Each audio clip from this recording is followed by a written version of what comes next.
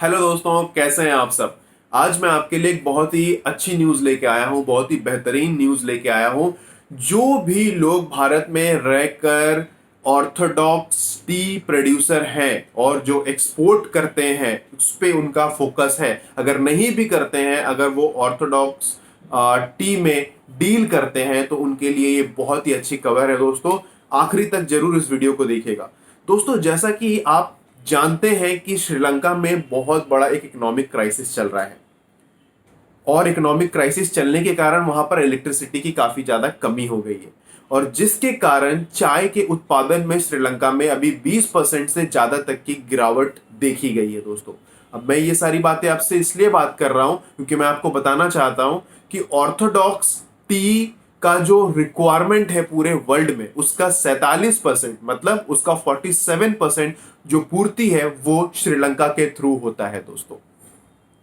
लेकिन इलेक्ट्रिसिटी की कमी होने के कारण, चाय की जो प्रोडक्शन है उसमें कमी होने के कारण अब एक बहुत ज्यादा फोकस भारत के मार्केट पे आ गया है, वर्ल्ड मार्केट का, जब हम ऑर्थोडॉक्स टी की बात करते हैं दोस्तों। इसका एग्जांपल मैं दे देता हूं। श्रीलंका और ईरान के बीच में एग्रीमेंट हुआ था, बार्टर एग्रीमेंट दोस्तों, जिसके तहत 70% ईरान का जो ऑर्थोडॉक्स चाय का जो मार्केट था वो श्रीलंका ने कैप्चर करके रखा था और भारत के पास सिर्फ 10% था। लेकिन आज जब श्रीलंका में इलेक्ट्रिसिटी की कमी हो गई है और चाय का प्रोडक्शन गिर गया है, भारत के पास फिर से एक बहुत बड़ी अपॉर्चुनिटी है और बहुत सारे मेरे मैन्युफैक्चरर्स, जो प्रोड्यूसर्स भाई हैं, जो ऑर्थोडॉक्स टी का प्रोडक्शन करते हैं, वो इस काम में जुट गए हैं और मैं आप सबको बोलना चाहता हूं कि आप भी इस अपॉर्चुनिटी का फायदा उठा सकते हैं। मेरे बहुत सारे भाई अभी मुझे यहाँ पर क्रिटिसाइज जरूर कर सकते हैं कि हम आपदा में अवसर खोज रहे हैं और ऐसे आपदा में जो श्रीलंका हमारा एक पड़ोसी देश है उसके साथ हो रहा है वो बहुत तकलीफ में है और हम फायदे की बात कर रहे हैं। तो दोस्तों, मैं आपको ये बोलना चाहता हूं कि हम अपने फायदे की बात क्यों ना करें। हर देश तो वही करता है और हमें ये नहीं भूलना चाहिए कि एक टाइम ऐसा था,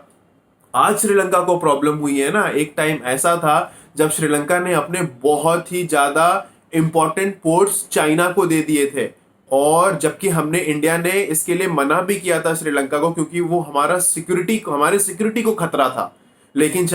श्रीलंका ने हमारी बात नहीं सुनी, तो उसने अपने फायदे के लिए देखा। तो हम अपने फायदे के लिए क्यों ना बात करें। जहां तक भारत सरकार की बात है, वो श्रीलंका के फायदे के लिए उसे इस पर्टिकुलर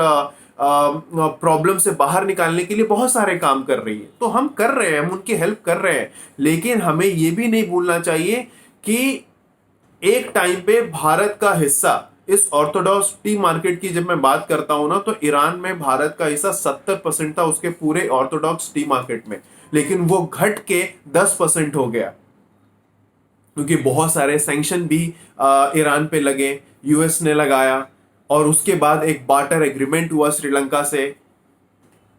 ईरान का, जिसके कारण, इस एग्रीमेंट के कारण 70% जो